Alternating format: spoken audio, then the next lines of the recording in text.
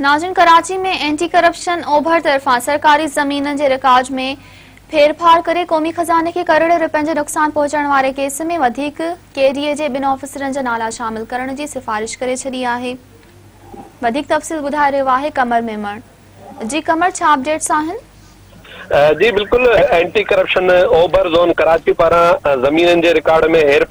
फेर करे सरकारी खजाने के करोड़े रुपयनि जो नुक़सान पहुचाइण वारे केस में केडीए जे वधीक 2 ऑफिसरनि जा नाला चालान में शामिल करण जी जेका सिफारिश कई वई आहे, उन हवाले सां केस जे जेको जांच ऑफिसर आहे अब्दुल्ला कुरैशी उन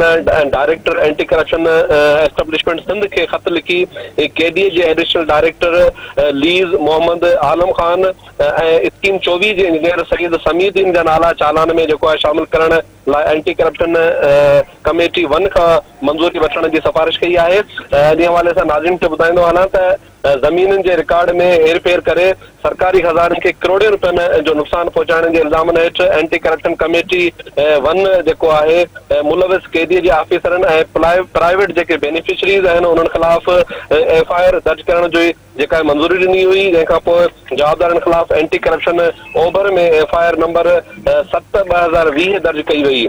उन FIR में जेको आहे केडीए जे अॻूणे डायरेक्टर लैंड मैनेजमेंट अता अब्बास, अॻूणे डायरेक्टर रिकवरी राजा फयाज़, अॻूणे additional director lease Nadeem Ahmed Siddiqui, अॻूणे additional director land Syed Mohammad Sohail, additional director IT department Rana Ali Mohammad ऐं ॿिया जेके प्राइवेट बेनिफिशरीज़ आहिनि उन्हनि खे जेको आहे नामज़द कयो वियो। जांच ऑफिसर मूजिबि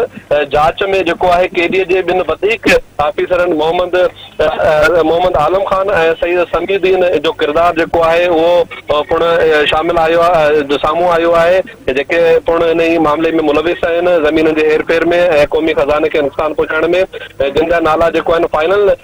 चालान में शामिल करण लाइ जेको अख़्तियारियुनि खे सिफारिश कई वई आहे। जी